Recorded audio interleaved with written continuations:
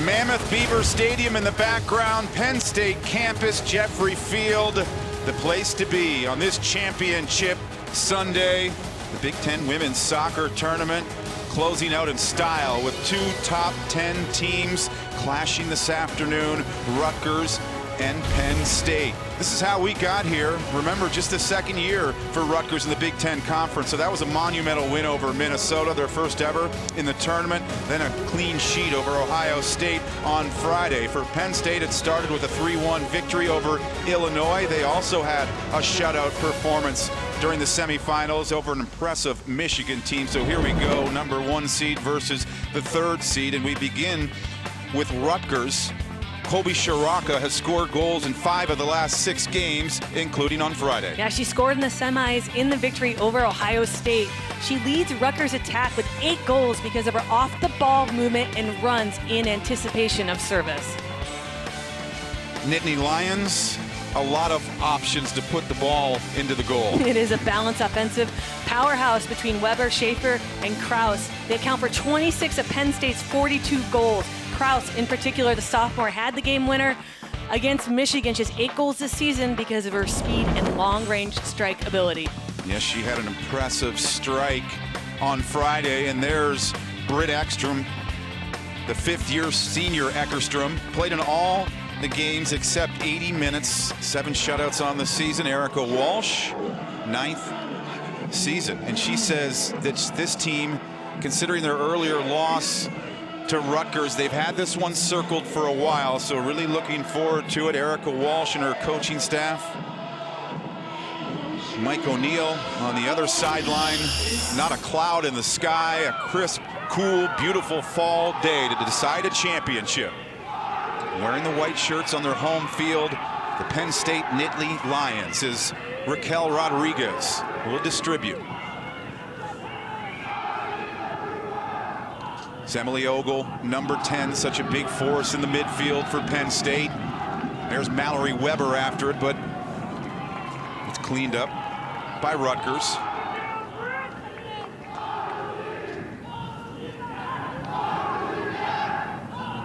Katkowski loses it. Ogle for Rodriguez, the goal scorer for Penn State against Michigan. Where's number 9, Franny Kraus? Right back to Rodriguez. Represented Costa Rica in their first ever appearance in the Women's World Cup and scored their first ever goal, did Raquel Rodriguez, number 11 in blue and white.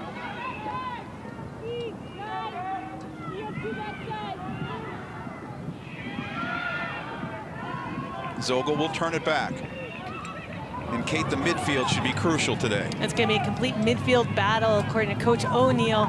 This is one area that head coach Erica Walsh for the Nittany Lions said they wanted to improve upon. So what they've done is they've actually put 5 in the midfield, asked Kraus and Weber to sit back a bit more on that wing space and then attack and get to become forwards when they win the ball. Mike O'Neill, his 2nd season at the helm of Rutgers. They're unbeaten in their last 10, the longest unbeaten run in program history. It's Rodriguez. They'll stay with the Nittany Lions as they've controlled the ball here in the early moments.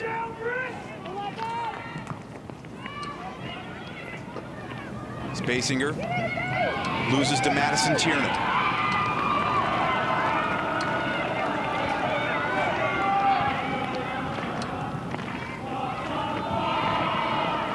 Kraus holds the line.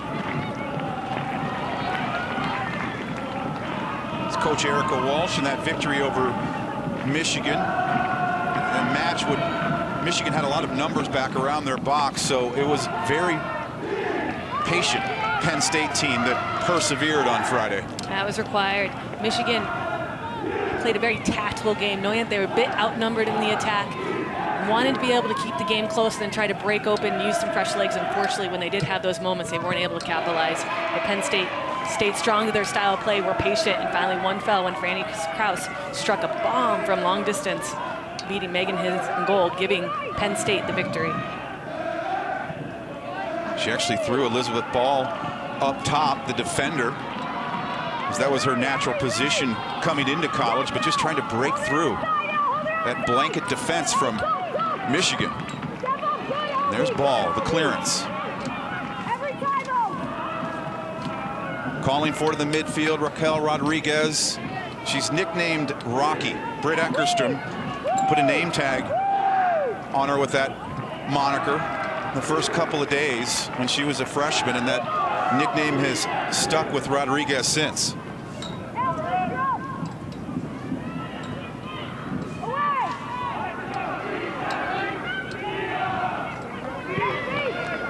Out of the scrum, Rodriguez. Some room to move for Franny Kraus and time to weigh her options.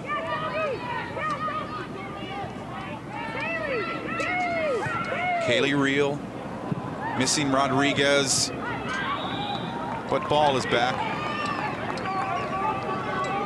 The offside flag coming up as we look at the path for Rutgers making it to the finals. First ever tournament win against Minnesota. And that's a quality Ohio State team that they shut down. You were impressed with the play of Brianne Reed and how she handled Nichelle Prince in that Ohio State matchup. Yeah, Brianne Reed and the center back pairing between her and Skrosky, they just shut down opponents. It's going to be interesting to see this tactical and technical matchup between these two teams. An offensive powerhouse against a team that is built for defense, and they're so disciplined, Rutgers, from top to bottom. They make other teams make mistakes, and then they capitalize on them. We saw it on Friday, is they're not afraid to swarm the ball with 9 players.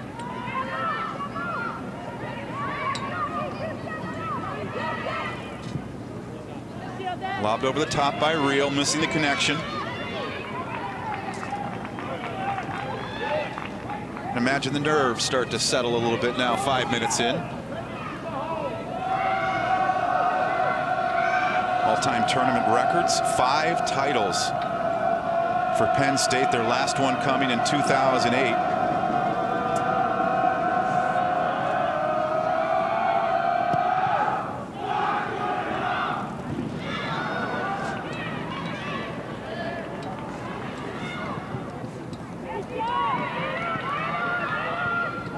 Ball deals with Madison Tiernan there as they clash, and Ball stays down a little longer.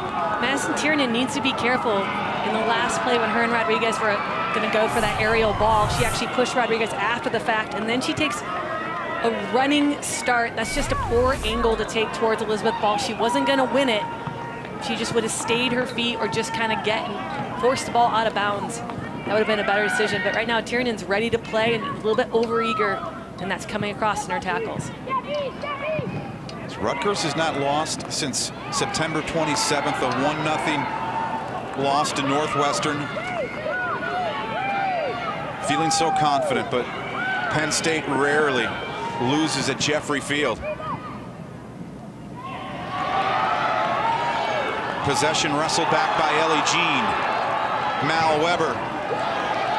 Dries on the outside. Ellie Jean floats it into the box, but hurriedly out by Rutgers. That eludes Ball, but there to back her up is Kaylee Reel, and feeling the heat, makes the right decision. You get to see how fast Rutgers is when they get an opportunity to break and apply pressure.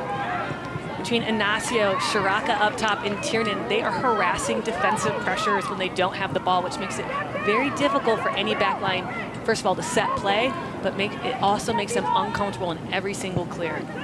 Rutgers head coach Mike O'Neill saying yesterday for both teams everything starts with possession, and possession definitely favoring Penn State so far.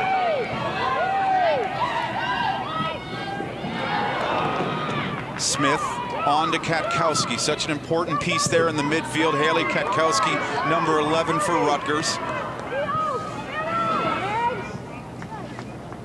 She went 90 minutes versus Ohio State. Also on the back line, Reed and Skrosky and Wright as well went the full 90.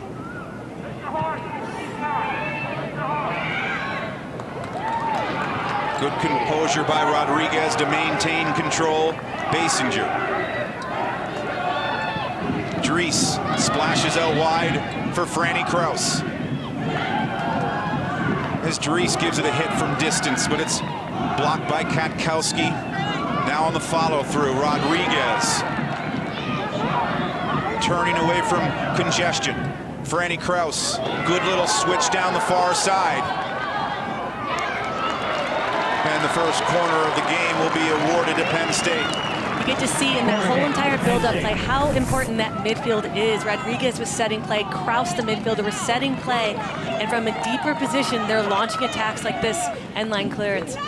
Excellent defending by Marash, the left back, a player that's been out of the lineup off and on all season for Rutgers due to a concussion, but now she's back and they need leadership on the flank out there. Yeah, we saw it in the second half on Friday.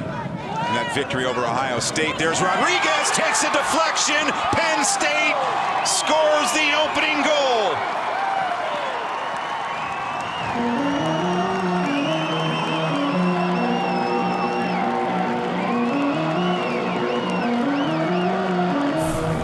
One thing every coach we talk to who faces Rutgers is we gotta capitalize on set pieces because this is their weakness. And we get to see Penn State do exactly just that. Rodriguez wins that ball. Number 7, Streese, is screening Casey Murphy, the goalkeeper from Rutgers. She's not able to do a reaction save. This is a team that has been well scouted, and Rutgers has only given up 13, now 14 goals all season, and most of them have been off corner kicks. Erica Walsh had the numbers down. 83% of the goals allowed this season for Rutgers have been off of set pieces, and that theme strikes here early.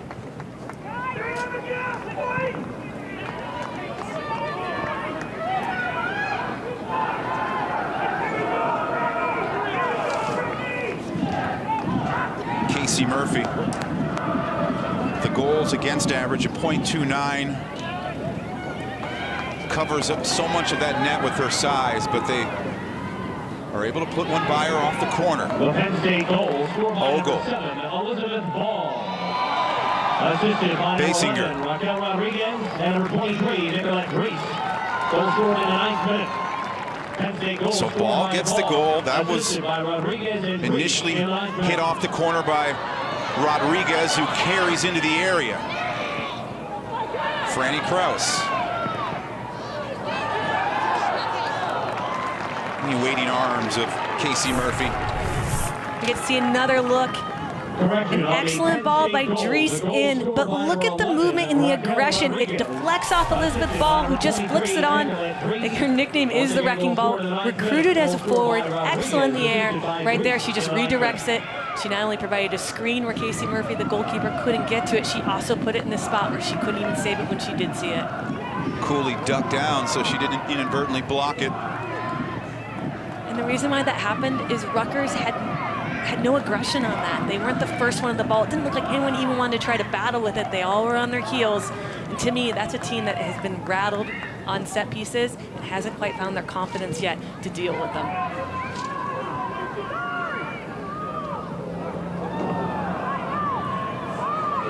Rutgers has won the last 5 games at Jeffrey Field. They opened the season with a pair of wins at the Penn State tournament, so they do have some confidence on this field, and they've changed that goal to Rodriguez.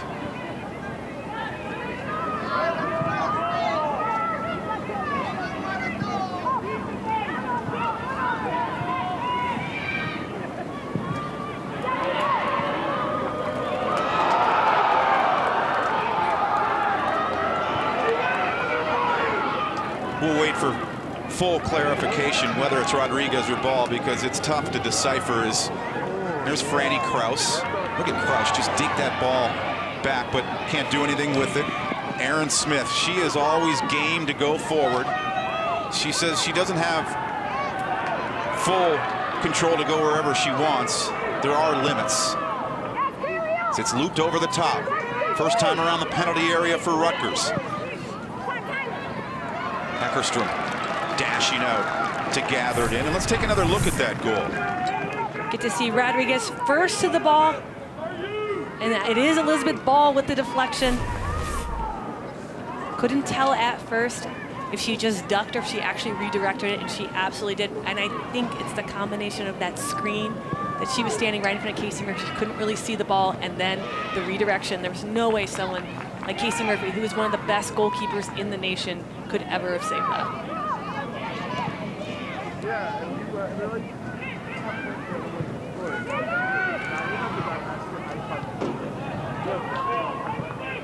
Katkowski, Madison Tiernan. We saw her work rate. She hasn't scored the goals, number 73 this year for Rutgers that she anticipated, but she and Shiraka really set that tone defensively, how they just try to aggressively win that ball up high. As Aaron Smith.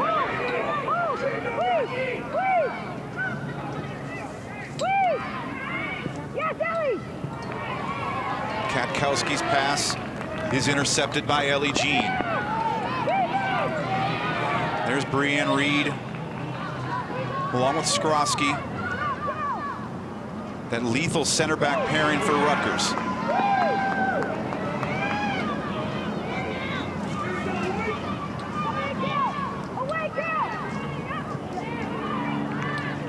Visions there of Ignacio and Kate Margraf. What are your keys for Rutgers this afternoon in this championship match? Well, for Rutgers to get back in this, they need to go back to their strength, which is possession, and they do that by stretching the field.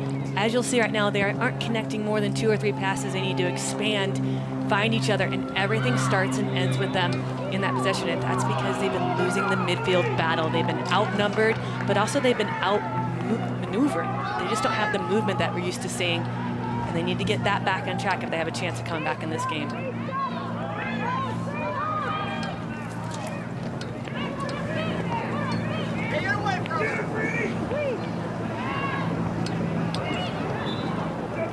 Katkowski is fouled there by Dries.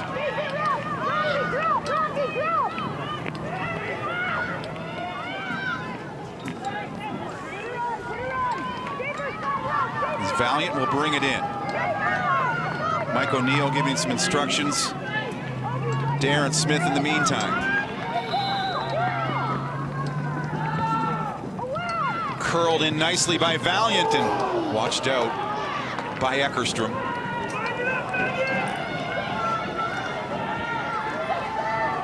Keys for Penn State today.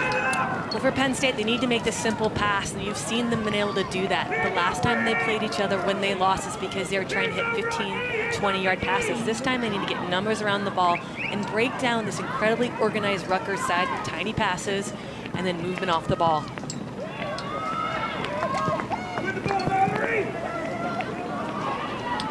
We mentioned Rutgers won the regular season matchup over Penn State, but Erica Walsh was talking yesterday about what a difficult week that was. It started Thursday in Purdue, then back to the Penn State campus for classes on Friday, and then that trip to Rutgers. She said she woke up Sunday morning on game day and couldn't see straight, and it was just in case her team was too tired to play. Yeah, if the head coach is tired, there's probably a good chance that the team is as well. And you know what? They also played against a side that is excellent at home. They're 10-0-1 at home compared to on the road when they struggle a bit more. So not only were they fatigued, they're playing against a team that just gets a huge boost in motivation playing in front of their home crowd. And they just got outplayed that day. They beat him last year as well at Penn State, did Rutgers on the road. They've won the last 4 meetings between these two teams.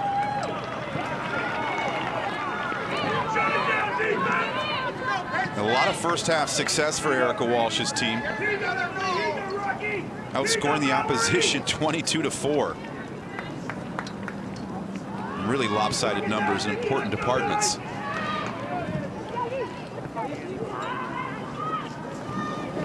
Reeled in by Eckerstrom.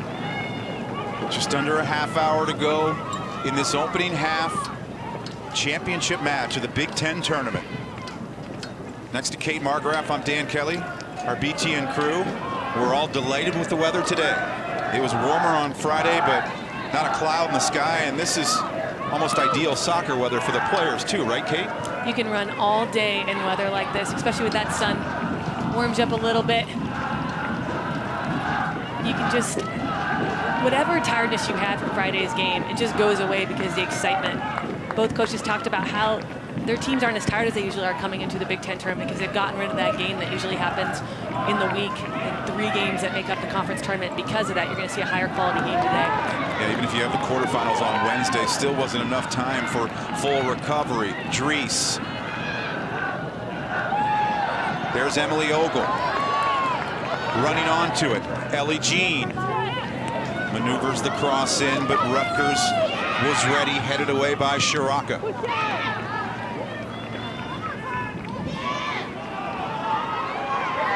Panacio gets by Rodriguez.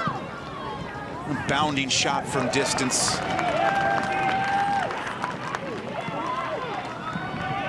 Eckerstrom gets a chance to get a feel for the ball here in the early moments.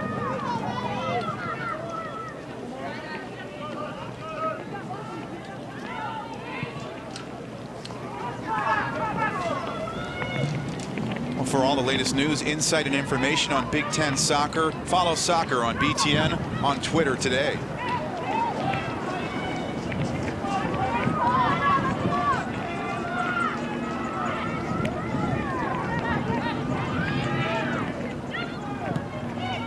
Good player for young aspiring collegiate soccer players to watch for Penn State is Emily Ogle.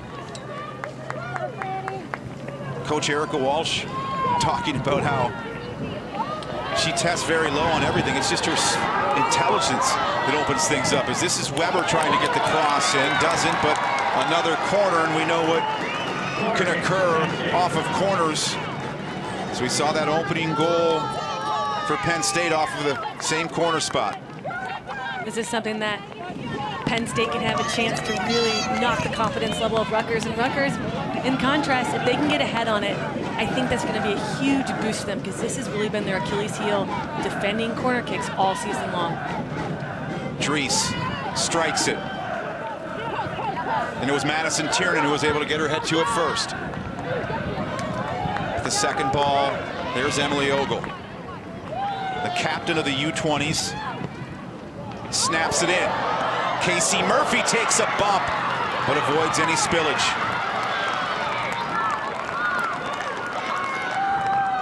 It's a good chance to see her range off her line.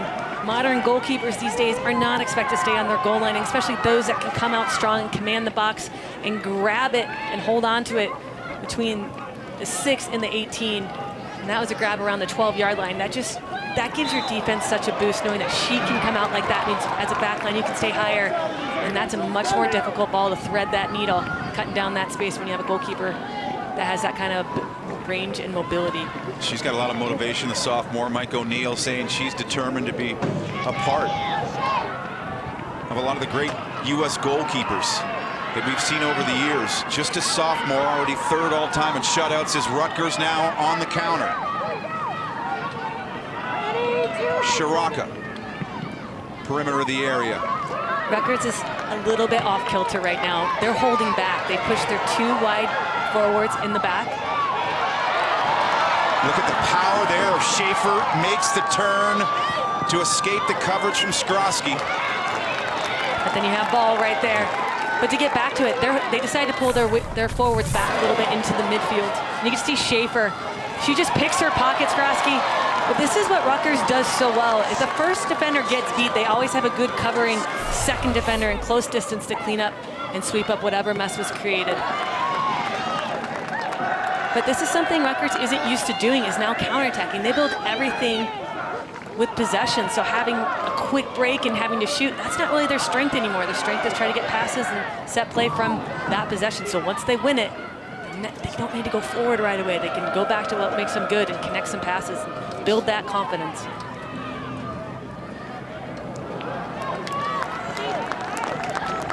That collision again, it was Mallory Weber going forward for Penn State, colliding with Casey Murphy. And here we get to see a look of Casey Murphy and her strong hands to be able to hold onto that ball from the Mallory Weber challenge. She got a little talking to. Deserved. It's nice to see 4 officials this afternoon for the championship match. 3 of them women. And they've been great last game. And I'm a bit harsh on officials usually, but the semifinals 2 games were 2 of the best officiated games I have seen all season. And it's great to see women given chances as referees in these higher profile games, because when the stakes are high, they need put in that environment, because a lot of these women are going to be called upon for big stage events, youth national teams, and possibly World Cup and Olympics. They need this experience right now.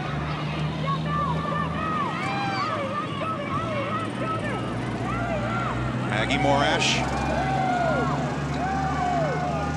seeking some space along the far touchline. Numbers coming from Penn State. Rodriguez.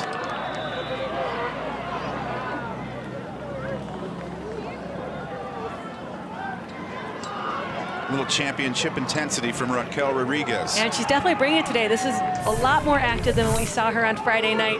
She got a little extra intensity to her game today. A lot more movement off the ball, passing it quicker when she gets it. She's ready to win her team a championship if she can.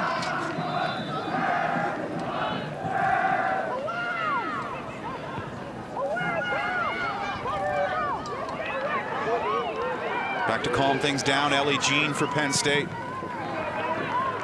Yeah, Raquel Rodriguez saying it's her dream to help deliver the first ever national championship to this program. First things first, now going for the Big Ten tournament title.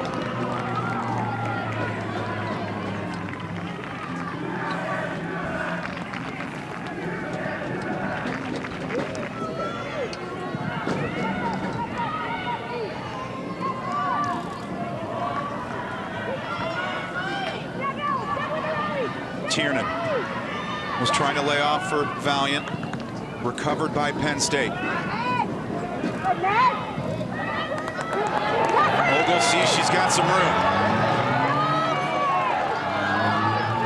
Emily Ogle meandering her way towards goal and just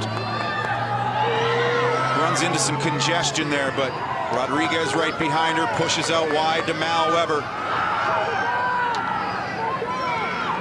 Good ball control by Weber. Rodriguez again. But it's Ignacio on the takeaway, and she can cruise. And runs into Elizabeth Ball.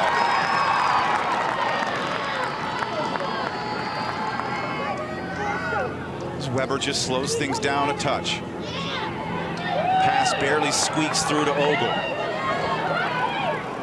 Rodriguez, so much composure. Dries. Schaefer over for Basinger. Cross coming, eludes Rodriguez. Second ball comes down. Franny Kraus has time. Lets it rip, but took a little too much time unleashing that shot on the follow through. Long shot, make it 2-0, Emily Ogle.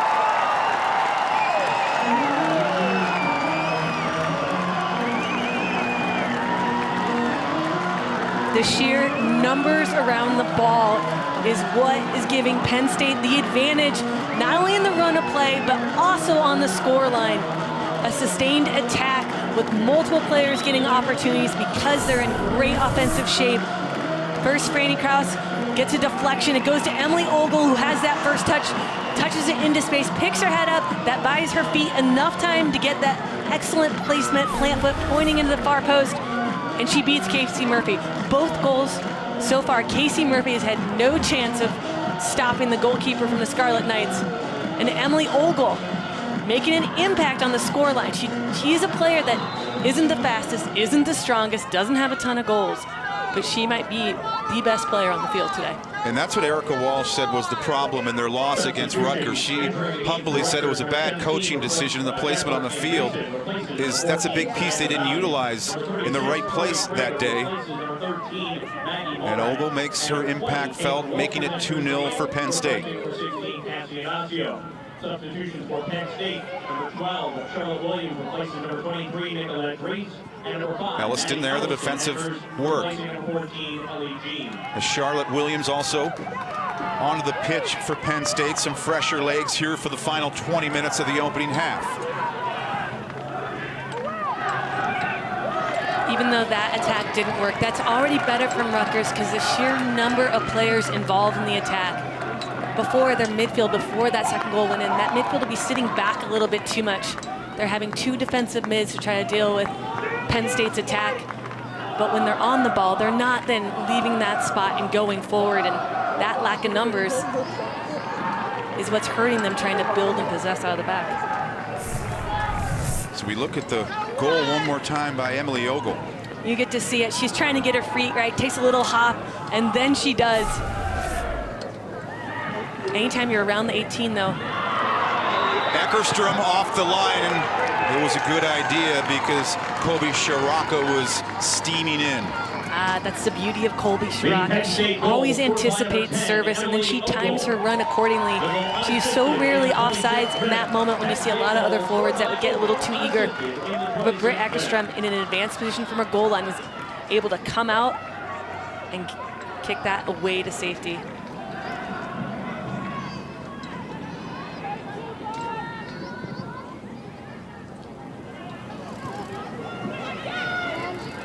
Katkowski got ahead to it, but picking up the scraps, Megan Schaefer. Charlotte Williams will be at corner. And this is how Penn State scored the opening goal.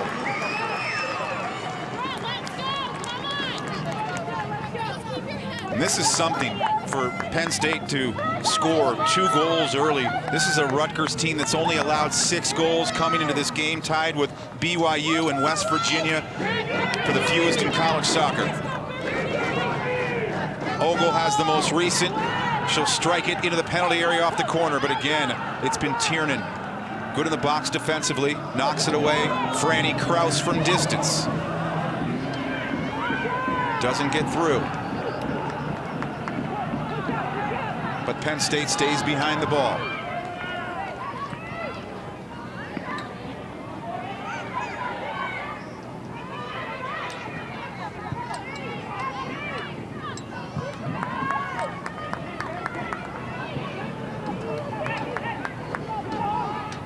Jeffrey Field, Penn State campus. Big Ten Women's Soccer Tournament.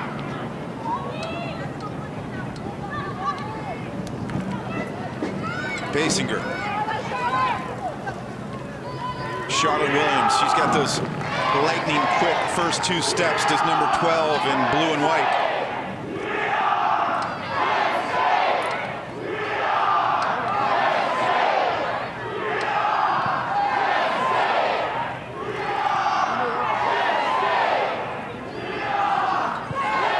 Elliston, a few cheeky moves on the outside, but can't keep it.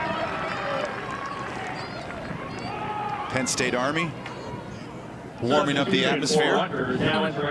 You gotta love Sunday afternoons, cheering section. That's what's great about college soccer.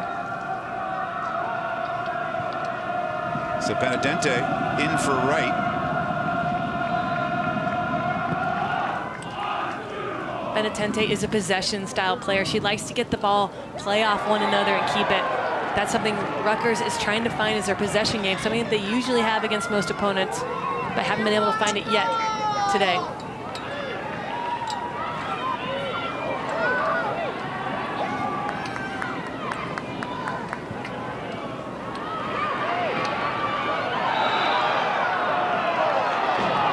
His ball is called on the foul there, taking down Caitlin Walters.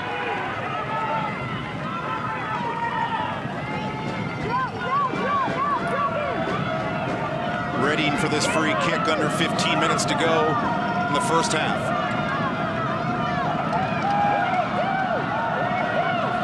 Cassidy, Benedente, readies. High service into the area. Bicycled out by Elizabeth Ball. Looped right back in by Katkowski.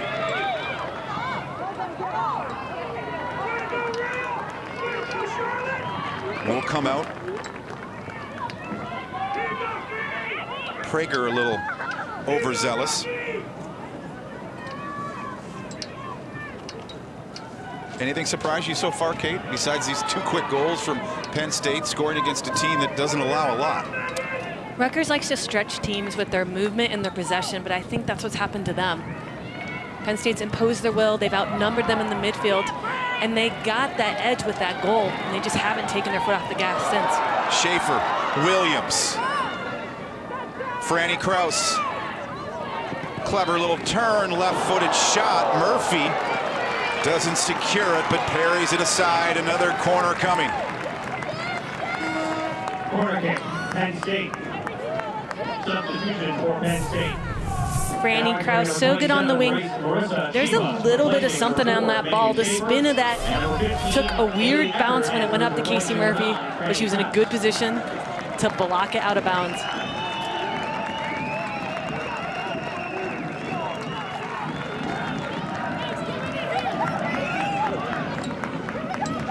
Is Eckert now onto the field, coming off Franny Kraus.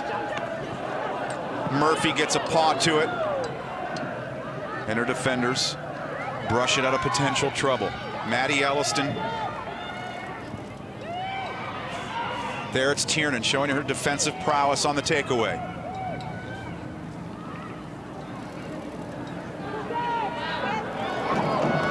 Things getting a little dicey in the back for Rutgers, but they recover.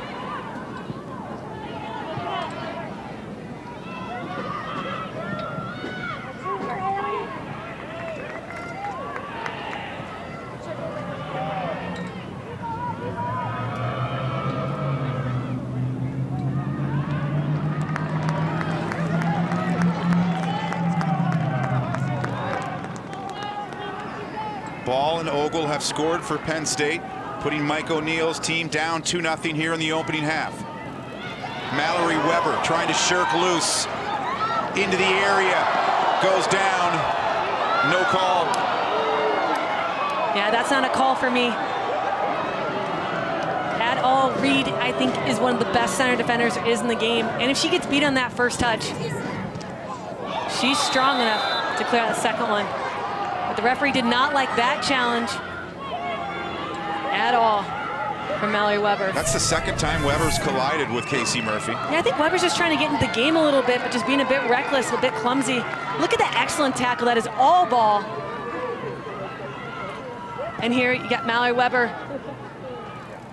Yeah, I don't think that's as bad. I think Casey Murphy made that one look a little bit worse. You don't know. I don't think the hit was that bad. Maybe it hurt when she landed on the ground, but when someone's 6 foot and they go down, it's more noticeable at times. The foul's pretty even.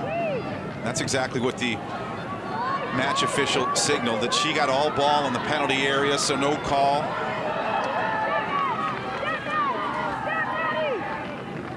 Benedente. It'll be a throw for the Scarlet Knights. She definitely got some of Mallory Weber in that tackle, but she really was just going for the ball. You got to get that first. It has to be unintentional in your angle in which you do that of getting the player, and I think that was a perfect tackle. And this is the setup that they scored on in that first goal against Ohio State with Brianne Reed with the long throw in. Pachalski on now for Rutgers. Replaces Shiraka. The flip throw hoisted in. And quickly onto it was Elliston. Corner kick now.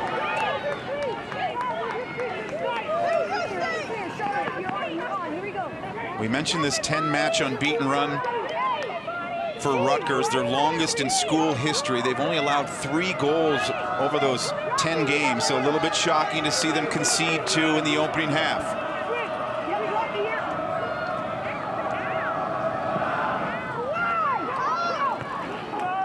Just knocked wide. Really first good chance around goal for the Scarlet Knights.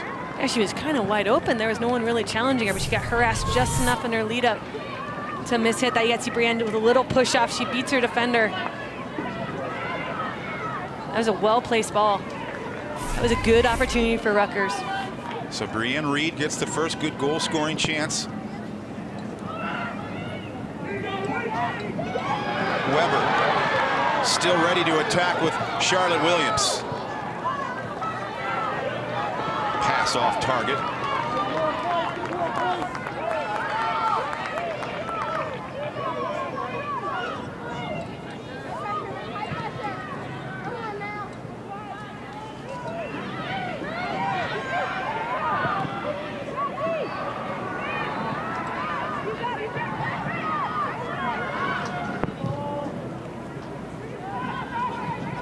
Eckerstrom showing off her feet there. Begins the distribution. Maddie Elliston sprays it out wide for Mallory Weber. In pursuit is Reed. And that's why she's one of the best in the conference.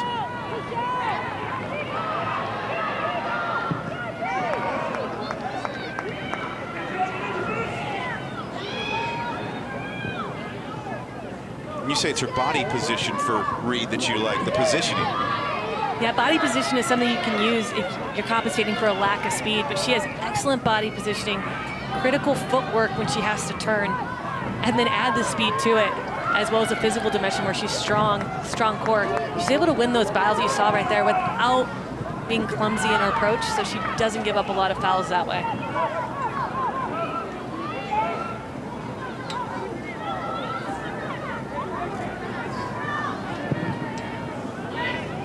One of the best center back pairings, her along with Erica Skrosky.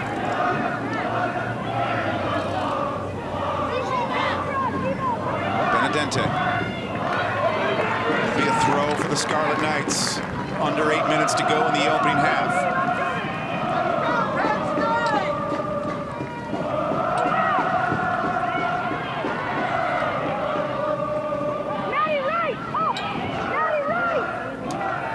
Walters. Offside flag is raised. Frustrated. Madison Tiernan.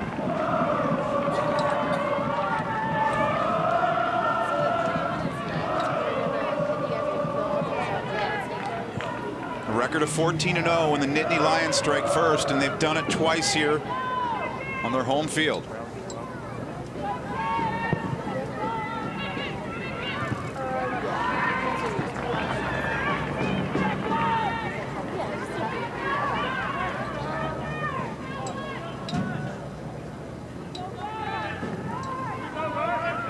One of the signs, the training facility here at Jeffrey Field says when opponents come to Jeffrey Field, they are invited but not welcomed, and that's been the case here.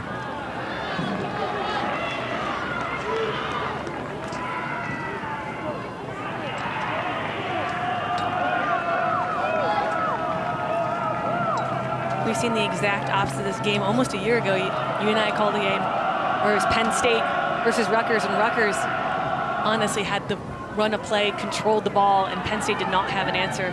Right now, I feel like Rutgers is in that same situation. And I feel you have a better memory than me, Kate Margraf.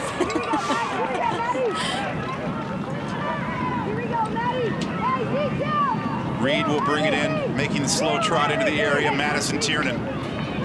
That's definitely their target. Madison Tiernan off that first or off that second ball. Penn State to it first. There's Tiernan hunting for some scraps. Cleared by Elizabeth Ball, but not completely out of trouble.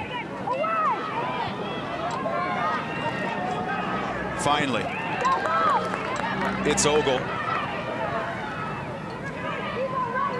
A possession recovered by Rutgers. Again, visions of Tiernan, but Eckerstrom was wise to that. Hurriedly off her line to gather it in. We are seeing some of the best goalkeepers in the nation today, and you're getting a glimpse of why. It's their anticipation of where the ball's going to go, and they come off their line so quickly. A ball like that could be dangerous to a lot of teams if that goalkeeper does not come out. And Eckerstrom reads it perfectly.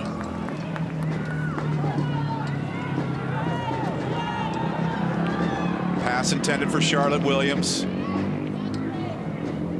Reed will give to Benedente. But it's a corner earned by the Nittany Lions. Time now for today's State Farm State of Success. The two Big Ten tournaments won at Jeffrey Field, 1998 and 2006 tournament champions. They're going to do it again today.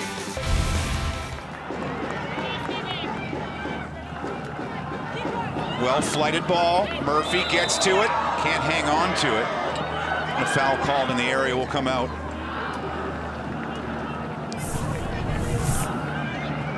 You get to see Murphy. She's screened by two Penn State players. She got bumped by Kaylee Reel. She is. What I'd love to see from that Rutgers team is whoever's on that near post 6 to be tougher, to go up and win that ball. There's honestly, I don't think there's any reason why Casey Murphy is the first one to that and not a Rutgers player trying to clear it out. Even if she's calling for it, if you're that defender and you have a better option, a better angle to it, you go for it. Even if that means you might get drilled by your goalkeeper, it's better than letting a goal in. Or having your goalkeeper come out hurt, trying to pick up a ball that you easily could have cleared.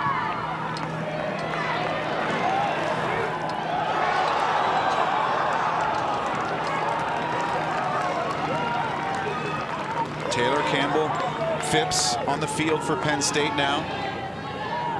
Just her 7th game this year.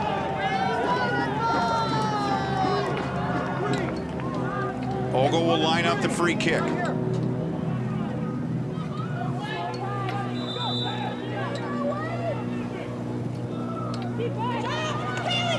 Murphy has it all the way. Again, she takes a little nudge. It was Eckert there for Penn State to give her a little bump.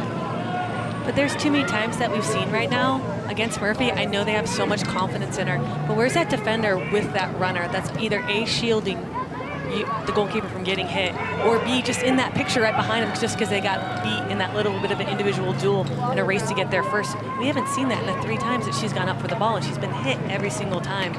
It's a back line. They need to protect your goalkeeper. And this is a really good experience. I know it's horrible for them right now. They're losing 2-0. But teams are going to watch this, and teams are going to pick this out and be like, okay, this is how we can attack them. They're getting exposed right now a little bit. And they have enough time, because this team will be in the NCAA tournament. They will be in tournament selection Monday. Their name will get called tomorrow. They're going to have time to fix it. We'll talk more about that in RPI rankings. Our halftime coverage here from Penn State. This is a Scarlet Knights team that has never trailed at half this season.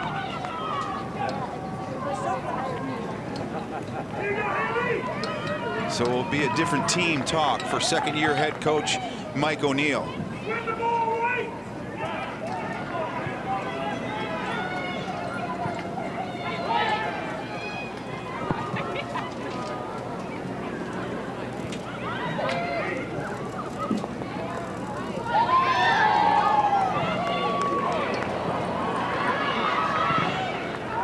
Attacking the other way, Benedente plays it out wide. Looking for Rachel Cole. Yeah, they've gotten a bit rattled. The Rutgers team, when they're confident, they're going to not just kick that ball. They're going to look to find possession, find each other, instead of just trying to kick it over the top.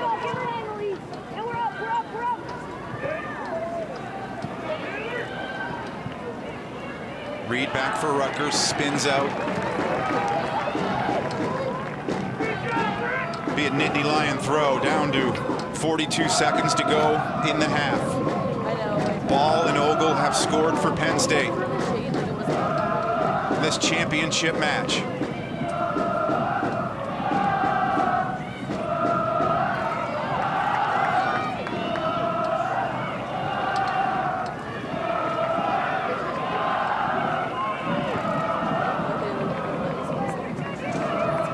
See the dominance when the Nittany Lions lead it, the break. 10, 9, now they've got the comforts of a 2-goal cushion. 6, 5, 4, 3, 2, 1, 0. And it's uncharted territory for Rutgers, the first time they've trailed at the half all season. You're a little surprised by this quick start by the Nittany Lions. Well, they just seem to come out with a little bit more aggression, a bit more proactive in their attack, and they definitely took it to Rutgers. Rutgers could never get their feet going, and now you're seeing 2-0. It's a 2-0 lead for head coach Erica Walsh. She's kind enough to join us live on the headset. A lot to like there from your team, Erica. What did you like the most? Yeah, first off, I thought that our energy was really good right from the start of the half. We got a couple chances early and got some confidence up. I thought we're competing well physically. I think that was something that we struggled with the first time around. And I think our tempo's been pretty good. So in the midfield, head coach Mike O'Neill said the midfield battle we have to win. And I have to say this first half you guys definitely have.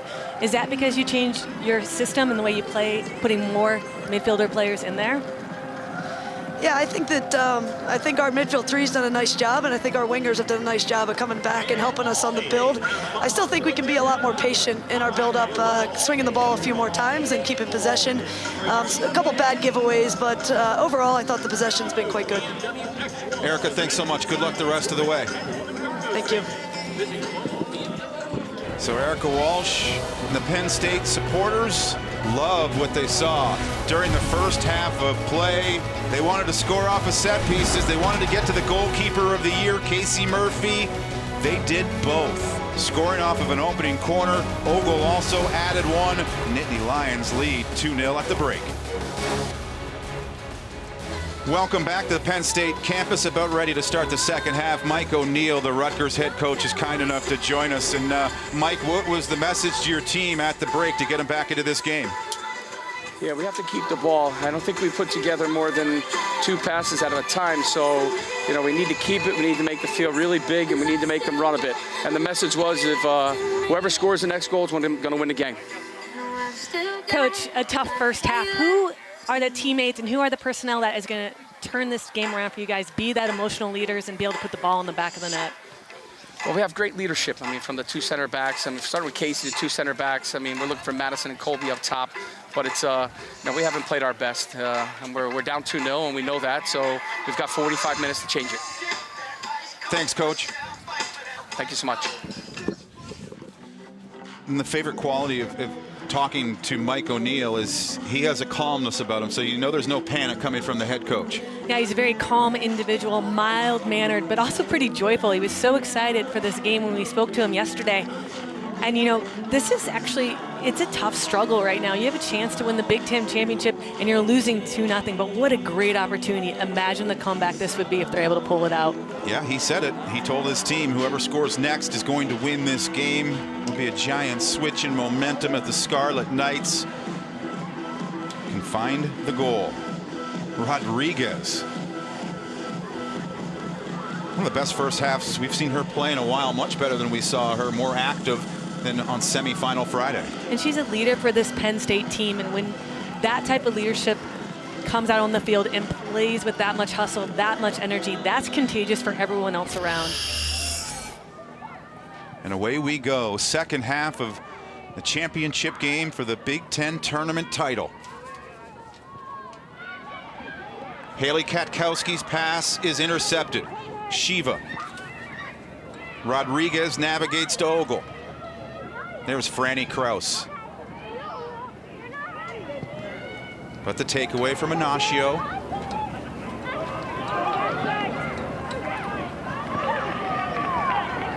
Zelly Jean couldn't accept the pass.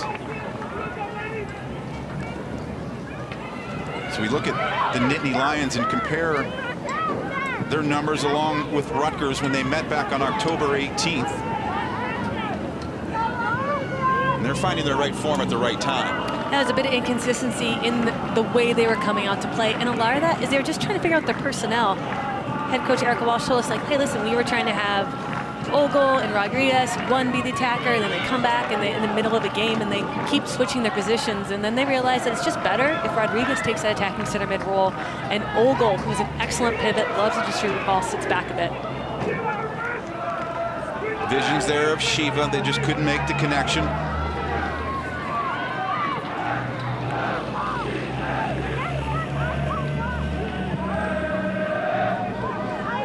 So Mike O'Neill looks for a lot more possession from his Rutgers team in the second half. Dries turns it back. Schaefer unable to bring it down. A lot of cover there as Skrosky will play it out.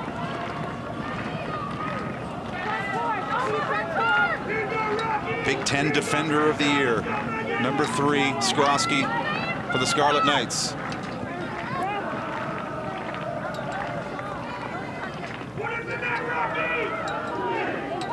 Ellie Jean on the throw.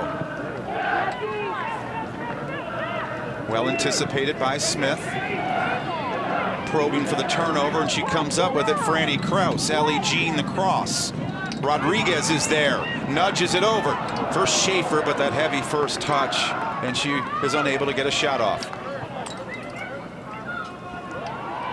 Clever little back heel by Dries in the midfield.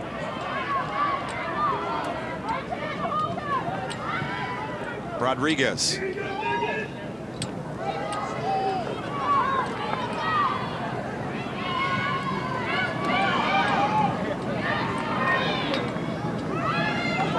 Maddie Elliston. Again, it's Raquel Rodriguez. Everything has been going through number 11 in the midfield this afternoon.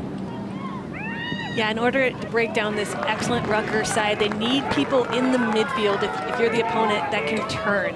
either with their movement and get facing up, going towards the goal they're trying to attack. Ohio State couldn't do that. But Rodriguez, through her movement and individual touches and touch on the ball, is able to find that space. Dries takes a little stumble in pursuit with Shiraka.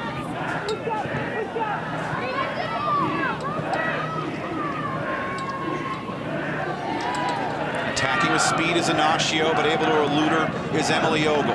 Splashed out wide, Ellie Jean.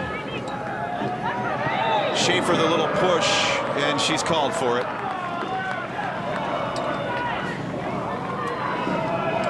That's one way to eliminate Brianne Reed. Schaefer and Reed have been battling up. And Schaefer's just stronger than Reed. She actually doesn't need to push her down, but just gets a little bit excited in the moment. Momentum carries her. Puts her arm out, and the ref made the right call. That's one aspect that Erica Walsh, well, one of several aspects that she liked from her team in the opening half, is they were a lot more physical.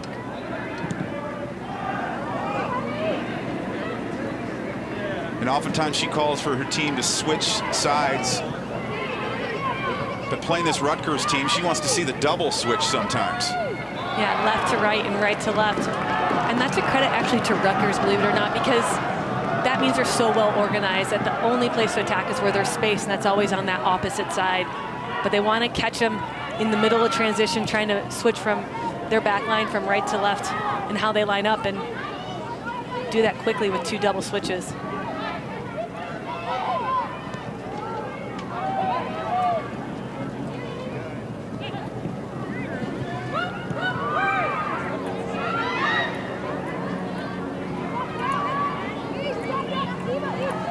Possession recovered by the Scarlet Knights. There's Elizabeth Ball. Her pass gobbled up by Kenny Wright.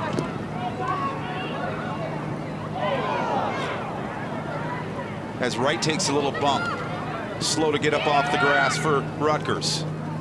In the meantime, Ogle will just push it back to the keeper.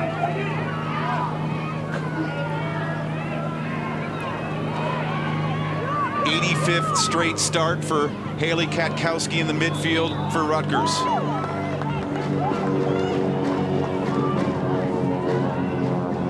As the flag comes up and we look at a collision moments ago. It's between Kenny Wright and Dries. Kenny Wright took the brunt of that one. Wright making her 6th straight start at the right back position. The big foot of Eckerstrom. A foul called. Madison Tiernan was pushed down.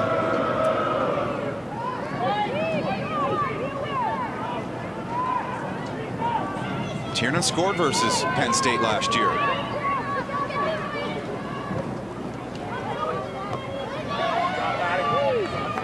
Rising up was Elliston defensively for the Nittany Lions.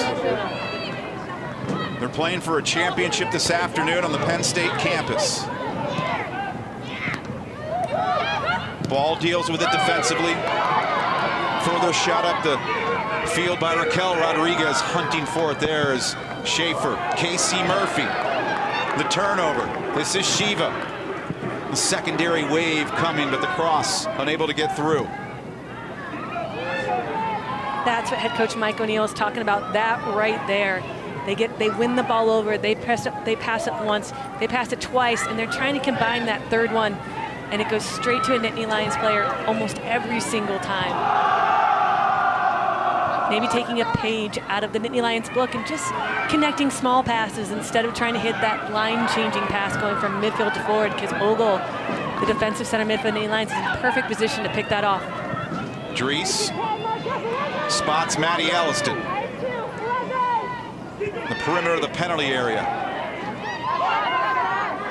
Sees a few defenders. Ended up being a goal kick.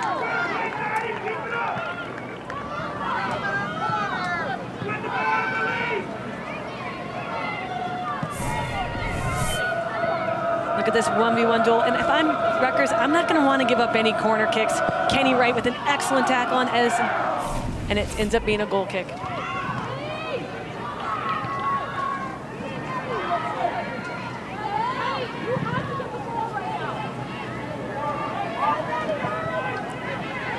Andreessen out on the field right now for Rutgers. She factored in the scoring in that 2-0 win over Ohio State during the semifinals on Friday. She wears number 17.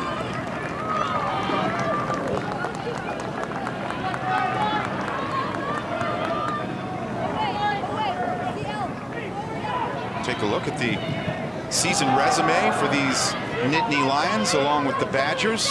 Winning the regular season championship, Mallory Weber, not surprisingly, her senior season, going out in style. 8 goals on the year and 9 assists, lead the conference. Especially because she's now playing forward. When she was an underclassman, Maya Hayes was here. Head coach Eric Wolof said, hey, we have a senior who's in form. You need to go play out in the wing. But what she learned was more aspects of the game, defensive pressure. And now that she's up top, she's showing how much she's enjoying that role and putting away her opportunities and converting them when she has a chance. Andreessen off the corner. High service, Rodriguez first to it. Second ball comes down. It's blocked by Franny Kraus.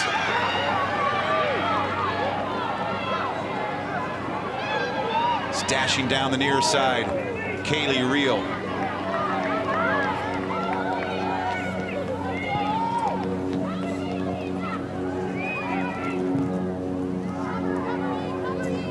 Sprouting up there, Shiraka. Comes back to Colby Shiraka. The most dangerous player going forward for Rutgers.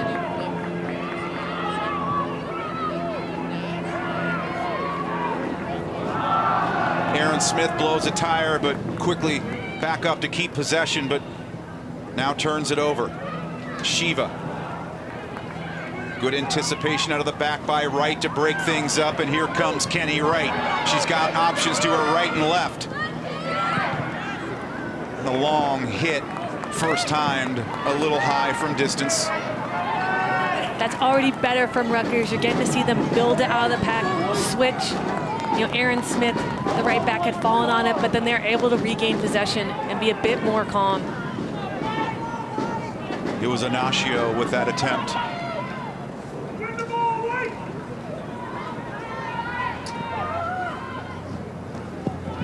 Ignacio was saying she wants the Big Ten championship more than anything, and she feels that there's a different feeling amongst this Rutgers team this season.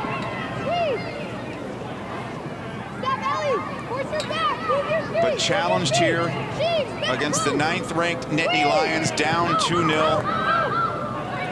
And on the road, a place that hasn't been as kind this season to the Scarlet Knights.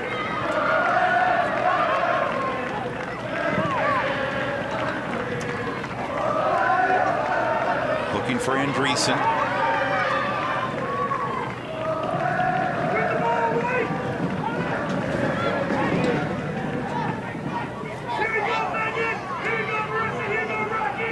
Park Avenue Army has dressed for this championship game.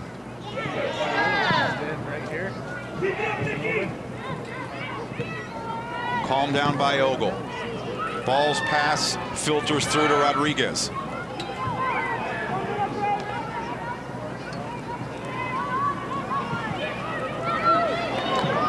Press coming. Shiraka there with the little bump. But good composure there by Elliston to keep the ball for the Nittany Lions. Dries. Over for Shiva. Service floated in nicely, first timed. Franny Kraus got a boot to it, but Casey Murphy will watch it into her hands. And that was all Shiva. She started as the outlet for the pressure ball from Elliston, played it back, and then spun out and got in a better position, and able on the flank to receive it. And that was a good service into Kraus.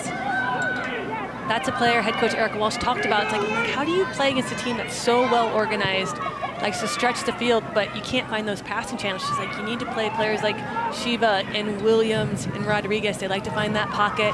They can turn, and they can set play from there. Kaylee Reel was fouled and takes a knee.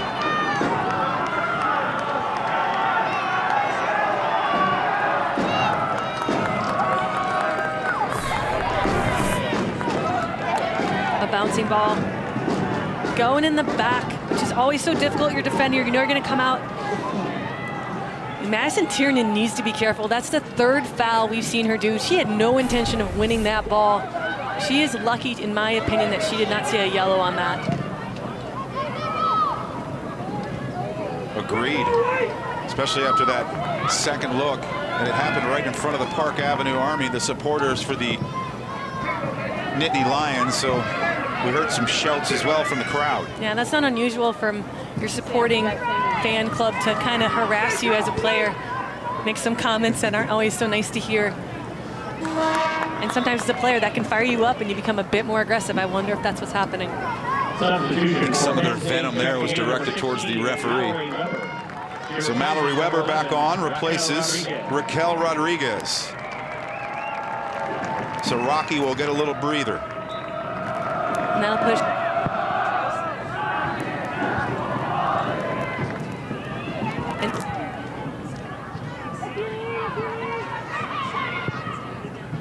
Field battle because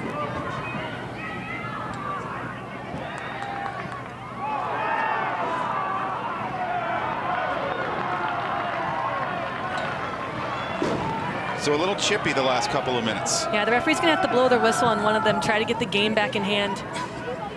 This is an important game, but this isn't the last game for either of these teams. We want to keep these players healthy.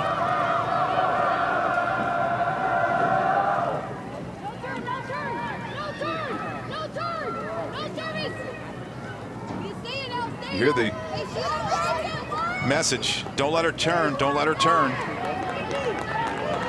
And that's coming from goalkeeper Britt Eckerstrom.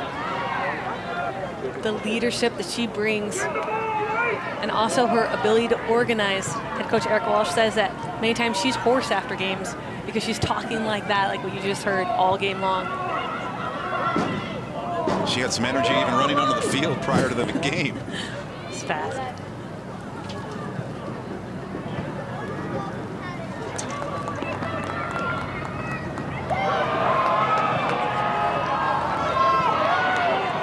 Schaefer can't chase it down. That's what Mike O'Neill, Rutgers head coach, was saying prior to the game, is try to take the emotional aspect out of it and just step between the lines and play some soccer. Now the challenge a little stiffer, trailing by 2.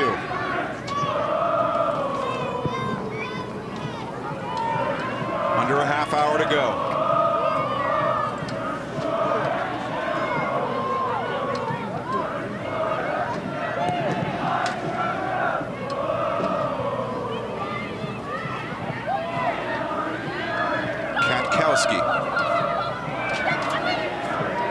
Breezed across to Kenny Wright.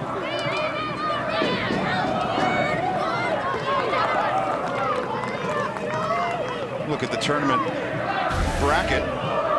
Started with the quarterfinals last weekend. Penn State over Illinois. Then they had the impressive shutout performance over Michigan on Friday for Rutgers. Started with that 4-1 win over Minnesota. And then Ohio State on Friday in the semifinals, scoring 2 opening half goals.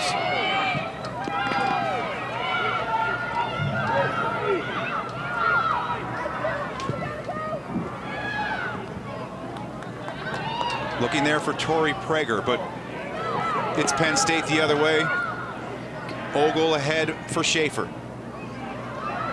There's Ellie Jean. Coach Erica Walsh says she could just watch Ellie Jean run all day, number 14. She can fly. And she can solve a lot of problems just with her athleticism. And this underclassman has learned the nuances of the game and how to start solving pressure with positioning, shape, and now passing out of pressure. She'll continue to get better as her college career goes on. But what I've been watching for is how much service goes into the front runners of Rutgers. We have not seen one clean service into them. We haven't seen Colby Shiraka, who is a game changer. She hasn't received the ball at all this half. If Rutgers wants a chance to get back in this, they need to connect these passes, and Shiraka needs to find the ball. But credit Penn State, they're preventing that service forward with their shape, with Ogle screening in front of that back 4. And the pressure that's going on in front of them. It's difficult to find those passing channels. And that's been a microcosm right there of their struggles. They get possession for a moment. Kate mentioned it earlier this half, and then they cough it up. It's Franny Kraus. Ogle into the area. Schaefer trying to squirrel loose, but onto it first was Casey Murphy. And that's excellent defending by Rutgers right there. Schaefer, so strong, so balanced in her movement, is able to get onto it. But Skrosky, I love his defensive position. What an excellent touch by Schaefer. Casey Murphy was waiting for it, but Schaefer got a little nudge from the center back, Skrosky, from Rutgers. Harassed her enough or distracted her enough where Casey Murphy could come out and grab it without there really being any danger. Shiva will just play it deep into Rutgers territory.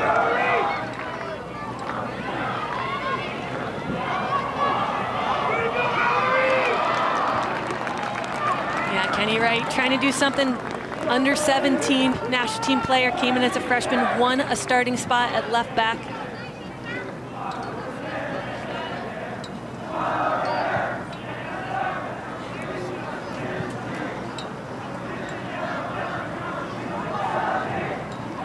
Shiraka clips it the other way. Ball is back. Quick decision making, and Shiva is able to latch onto that pass.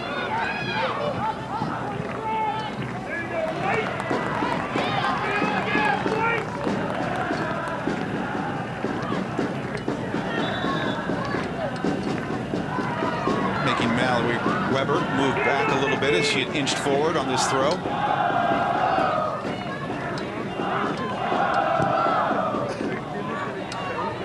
His read, never really a hope for Madison Tiernan. His ball will utilize her keeper to take some more time off the clock. Yeah, Madison Tiernan is not that forward that's going to beat you across the top. But what she does, what that ball does do, which I'm not a huge fan of that service, but what that ball does do is it kind of pushes Penn State back and allows you to apply pressure. That's the ball you want to hit to Colby Shiraka or Ignacio, not to Tiernan, who have a bit more speed, a bit pacier.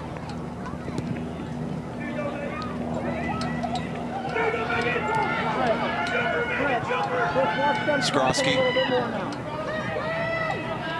Murphy out of trouble. Rising up there is Emily Ogle.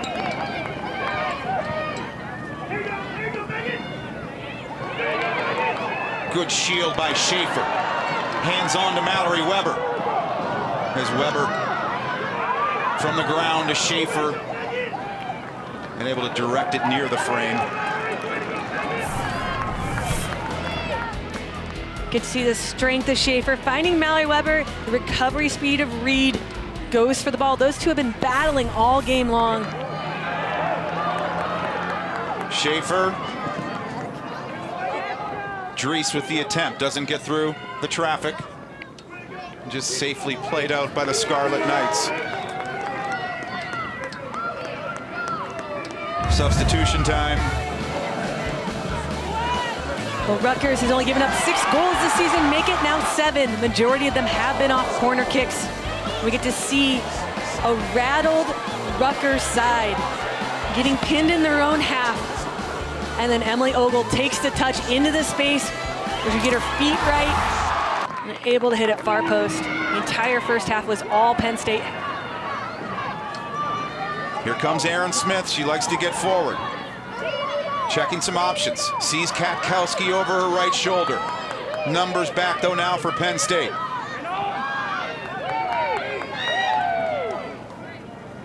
It's Reed trying to switch it. Franny Kraus gets a piece of it.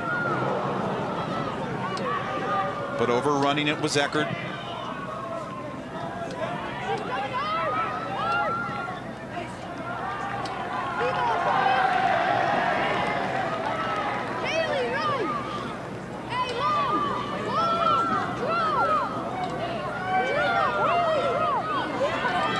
Powerful voice of Britt Eckerstrom. And Rutgers is so dangerous on these throw-ins. A flip throw from Brianne Reed. This ball goes a considerable distance. It's like a mini corner. Ball to it first. Trying to pick up some loose crumbs in the area. But Valiant is dispossessed. And just played a long way from goal. But we'll probably see more from Penn State protecting this 2-0 lead.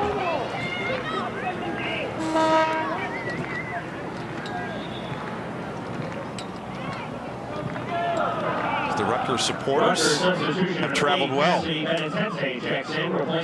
out early. There were vans outside tailgating, getting ready for this game. A very vocal group that sometimes you get silence when the other team is playing better than you.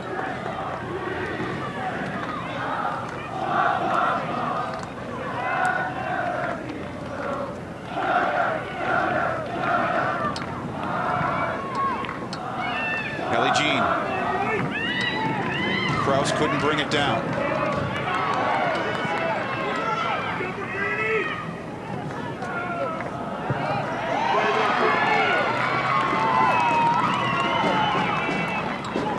It's Franny Kraus forcing things. She won 2 consecutive state championships at Greensburg Catholic School. Not a surprise. She wasn't that fond of the name Frances. She says that that's kind of an older person's name. So she oftentimes just went by Kraus or now Franny. She says the only time that she gets called Frances is when her parents get mad at her. Not a surprise. I love her story, though. She played with boys for the majority of her upbringing. She didn't realize how fast she was until she started playing with girls, and she's like, watched herself. She's like, I can't believe how fast I am. She had a giant smile post-game Friday. And that Nittany Lions victory with a gorgeous goal scored from distance. It's not the first time she's been able to score beautiful goals. Had one against Stanford. Good to see it. Let's see it another time. 0-0 at this point. Franny Kraus is just waiting for the ball to pop out, and look what she does with that. Flip throw coming in. Madison Tiernan just couldn't secure possession. Prager will knock it right back into the area. Eckerstrom, timely off her line, like she has been all game. Penn State isn't winning a lot of those flip throws first balls, but they are underneath at getting that second ball. But their body positioning isn't quite right, so they can hit that shot off, because Penn State is so well organized defensively. They're going to harass you if you try to take 2 touches to the point where you're not going to get it off, and that's what they've been doing on all of Brienne's throws, which are usually so dangerous against other teams. That's Kate Margraf. I'm Dan Kelly, our BTN crew. So glad you could join us for the Big Ten Women's Soccer Tournament from the Penn State campus in beautiful Jeffrey Field on a sparkling Sunday in Happy Valley. Next up, more beautiful game. Penn State and Ohio State. Quarterfinal coverage.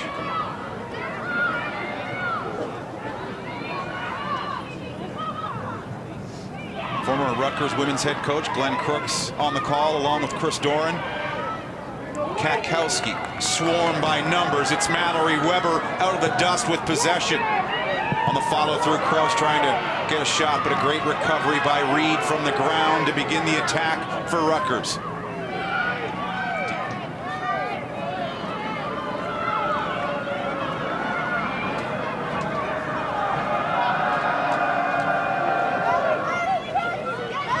Chipped out wide.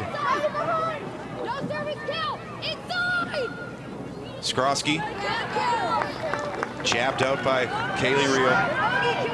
Skrosky, the center back from Rutgers, has now been moved closer to the goal. They're trying to finally put one in the back of the net to try to get even in this game, or at least put 1 goal in on their 2-goal challenge that they have.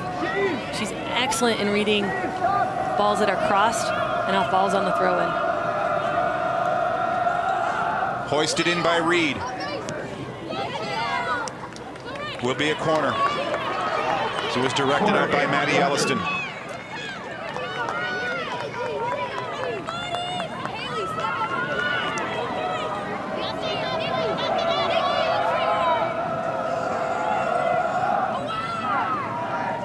High service, Penn State 2 at first, and the second ball cleared by Franny Kraus.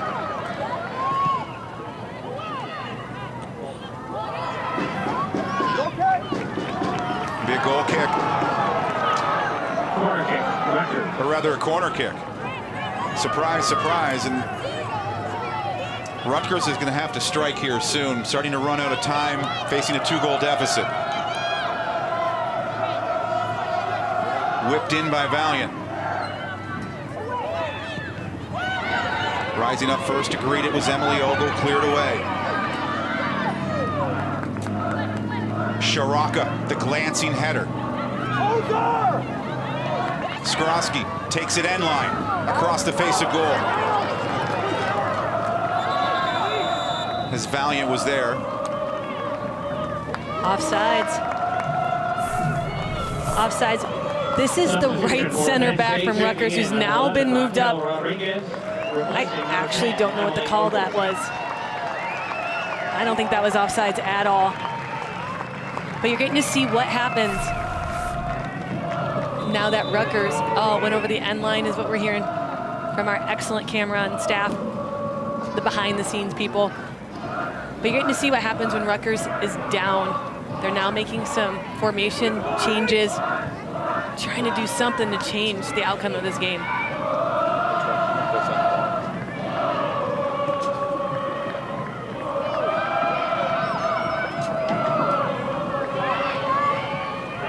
Stepping up is Reed.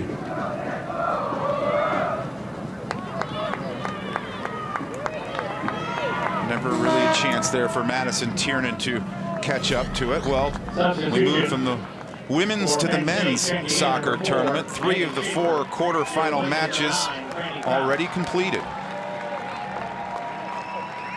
So we await Ohio State and Penn State. Penn State, the men's in overtime, down the green and white. So Bob Warming, a happy coach. So we look at some of their accomplishments over the years. Just 15 minutes to go in the championship game here on the women's side. And number 8, Cassidy Benitente.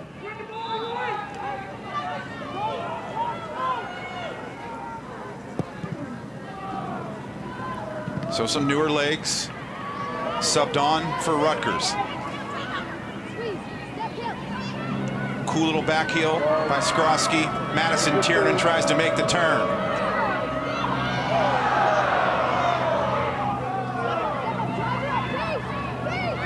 Still fighting for it. Andreessen also there. But spirited away by Mallory Weber. Elliston 1v2. And she breaks through. Options down to the left. Steaming onto it is Eckert. Bounding shot, a little spillage by Casey Murphy, but she recovers it. Rutgers is now in a 3-back, which means they're getting much more vulnerable to counterattacks, especially right here. Eckert with a good attempt from distance, but nothing that was going to trouble Casey Murphy, a goalkeeper of incredible quality. Megan Schaefer, 10 goals on the season, takes it end line, filters it into the area. Shiva leaves it, and it's driven wide by Dries. Substitution for Penn State, checking in number 12, Charlotte Williams. She replaces number 15. So Williams on for Rodriguez.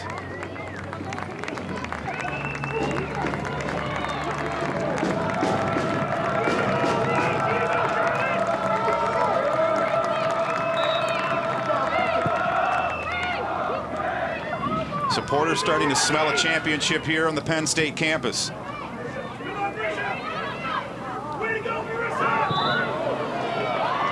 Shiva draws the foul. As Katkowski was called.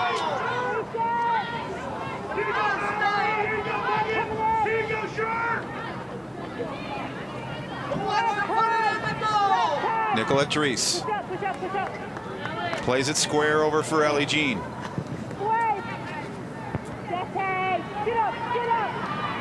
Tiernan ready to counter.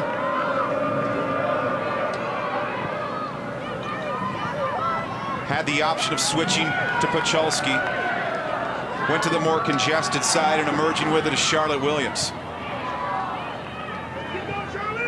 But possession recovered by Prager, but only for a moment.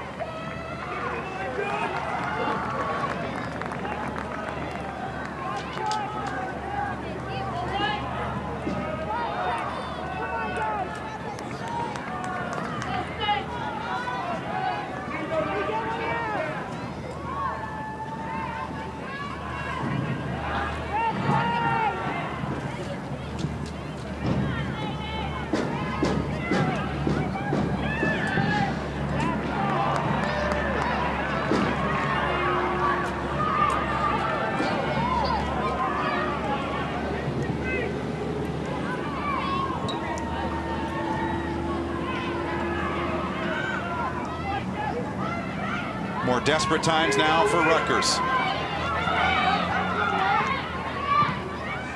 As we look for more numbers pouring forward for the Scarlet Knights. It's Shiva. Skipping on to it, Ellie Jean.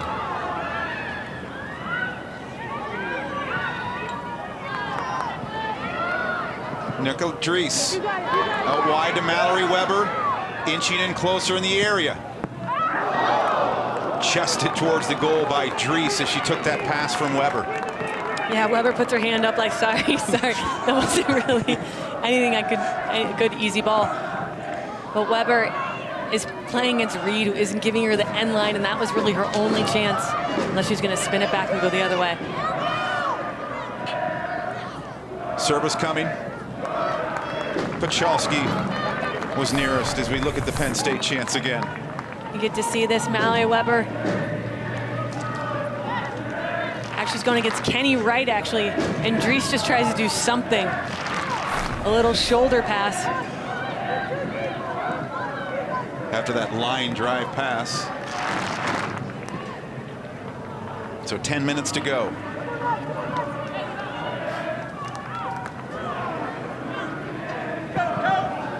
Booted away by Eckerstrom. Coming up next, more soccer quarterfinal action. Number 9, Penn State versus the number 1 seed. Surprise, surprise, what a turnaround this year for John Bloom's Buckeyes.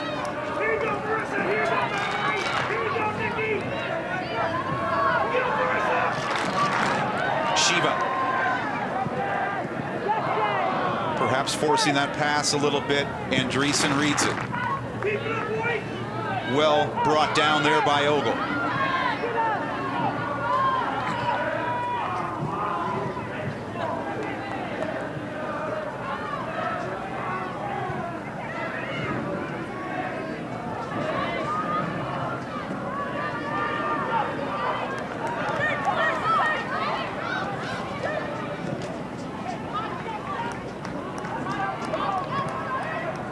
Penn State looking for their first Big Ten tournament title since 2008. Charlotte Williams draws the call. Tori Prager and Charlotte Williams. Charlotte Williams, a freshman. Head coach Erica Walsh says, this might be one of the most exciting players I have the privilege to coach. So fast and accelerates. Prager pulling her down. I'm sorry, that's a yellow card. That's intentional. But she did it in a way which was really difficult for the ref to see. Leads to this free kick.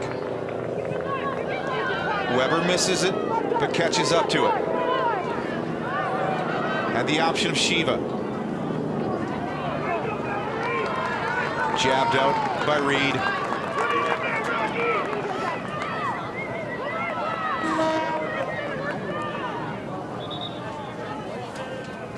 You know, I like that Rutgers hasn't given up. They just can't figure it out. They just are off their game a little bit. Credit Penn State came out early and took them out of the rhythm, and that's just something Rutgers hasn't been able to find. They haven't found that player that can connect 2, 3, 4, 5 passes and get their confidence up. That's because Penn State came out so strong. They had more energy. They're finding the gaps and pockets in ways that other teams have not been able to do against Rutgers. But they haven't given up. Every time they touch the ball, I almost think something could happen. But they're just not connecting. They're not finding Shiraka. Can't find Tiernan to her feet, trying to hit over the top. It's just an off day for them, and that happens. Monome now on the field for Rutgers. Looking for the little slip pass. Eckerstrom aggressively off her line as it was the outside back. Aaron Smith rummaging in the area looking for it. She's so fast off her line, and she anticipates so well because she's paying attention the entire 90 minutes. She doesn't lose her focus. And that allows her to do things like that.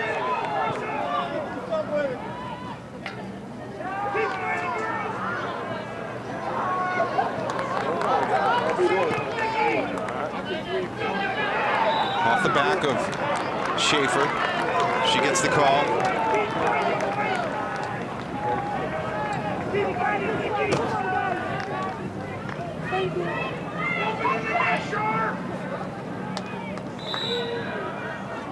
Nicolette Dries. Plays it short to Weber. Steering to Ellie Jean. And Weber get up there after it.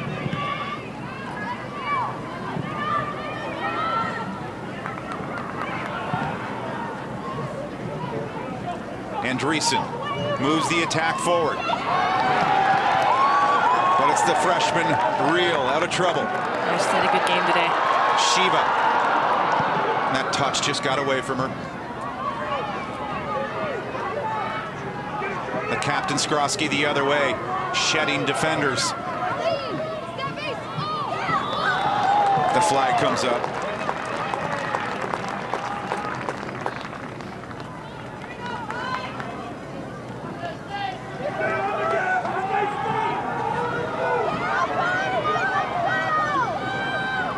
Looks like Mike O'Neill's Rutgers team might see their 10-match unbeaten run expire this afternoon against Penn State.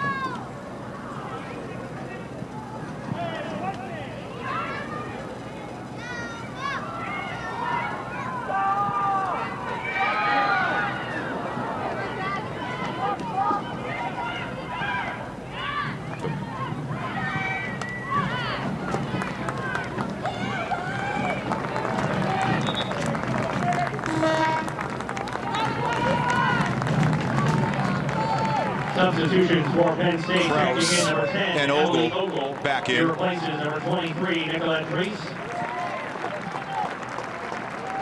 Also number 9, Franny Kraus enters, replacing number 12, Scarlet Williams. So that freshman you spoke of. A few back slaps from the coaching staff. Shiva. Having to turn back for it is Franny Kraus. Rodriguez under a little duress is Aaron Smith hunting for the turnover.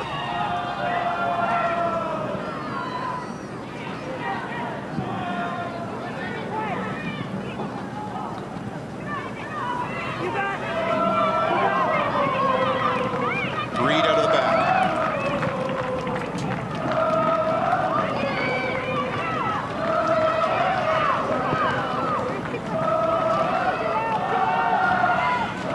Basinger back to the keeper, Britt Eckerstrom. There's Tiernan to pick off the pass.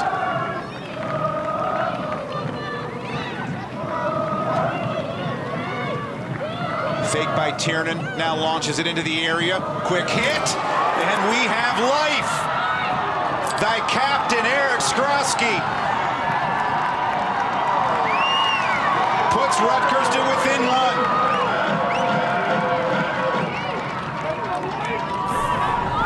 Get to see a replay. This all starts Skrosky building it up, goes to Tiernan. No goal, called offside. They're calling it offsides. You can see the sideline on our end kind of being like, what happened? What happened? But the referee, the linesman, clearly had her flag up. And Madison Tiernan needs to be careful. She's yelling at the referee a second ago. We get to see it again. Watch at the top of your screen. The ref, even if she didn't touch it, she was impeding the play of Eckerstrom. So that's the reason why, even if she didn't touch it, the offsides was called, because her movement threw the goalkeeper off enough. Her Skrosky shot did not count. So it remains 2-0 with just over 3 minutes to go.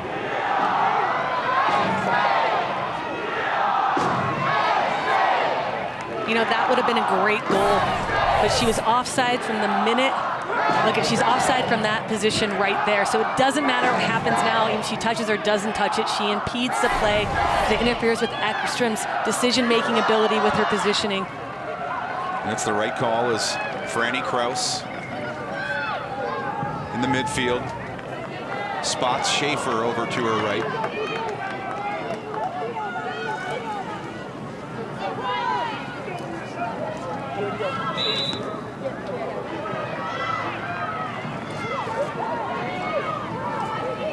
this game just speaks to when you have two teams that are so talented with stars, have so many game changers, how critical it is to come out with energy and just excitement to play. And Penn State had that from the get-go. So from that point, Rutgers could never recover. If you don't start off on the right foot against a talented team, it's so difficult to get back into it. Safely out by Elizabeth Ball. Under 2 minutes remain.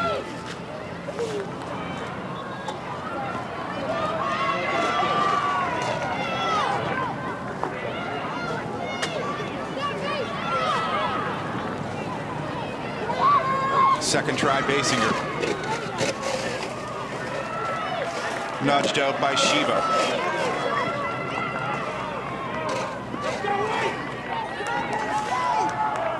That group ready to...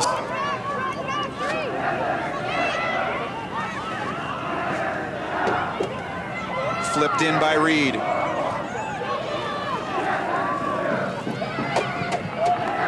As Andreessen unable to unload that shot.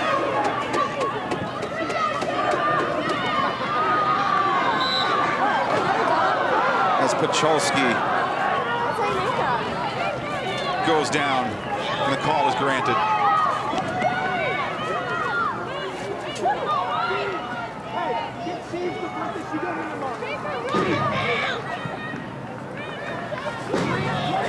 Benedente lines things up for this free kick.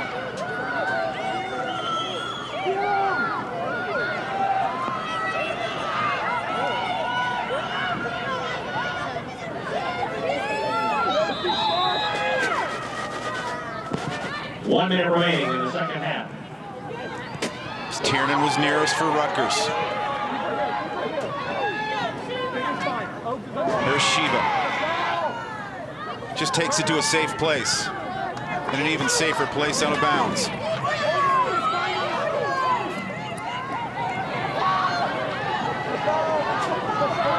This would be Penn State's first win over Rutgers since September of 2008.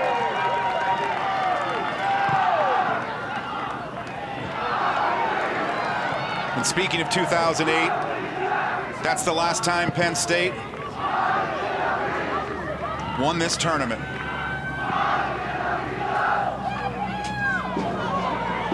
Ball 10, away from trouble. 9, the countdown begins, and so nice to do it on their home field. Meet the 2015 Big Ten tournament champions, the Nittany Lions from Penn State. That's the end of today's game. The final score, Penn State 2, Rutgers and Penn. Please stick around for the tournament individual awards and the championship ceremony. The sixth time and the most all-time, and let the celebrations begin. Yeah, I love how Penn State is celebrating their back line and their goalkeeper. You know, they didn't have a lot of work to do. There wasn't a lot of service going into the Rutgers front runners, but every time they did, they cleaned it up nicely, and Eckerstrom was excellent in coming off her line. Number 10 didn't have a bad week as well. Emily Ogle, today's Coyote Logistics, no excuses, impact player. Scoring the second goal unassisted in the 26th minute. You know, I love seeing a player that is so critical to how a team plays, gets rewarded in the stat column as well. Only 3 goals, but she is huge for this team. And a lot of times the best player on the field game in and game out. And it was another shutout for the Nittany Lions. They did it on Friday in the semifinals, you see, against Michigan. Illinois, they scored a late goal, so that's the only goal that Penn State allowed in the tournament. What a good run, though, for Rutgers, first Minnesota, then Ohio State, but just too much depth and balance facing a Penn State team that had the tempo right from the get-go today. Yeah, they were a bit inconsistent during the season because they were trying to figure out their lineup and the natural fluctuations in players' performance during the season, but they're hitting their stride at the right time. Past couple games, they have figured out the formation and where to insert the players. Rodriguez high and Ogle holding the defensive center mid, I think, is key for them and was part of the reason why they found their form, have the momentum, and have confidence. Well, bad news for the rest of the Big Ten Conference. Penn State, they've won the tournament again, and the bulk of this team, a lot of freshmen and sophomores, so they're going to be dominant for a while. We'll come back.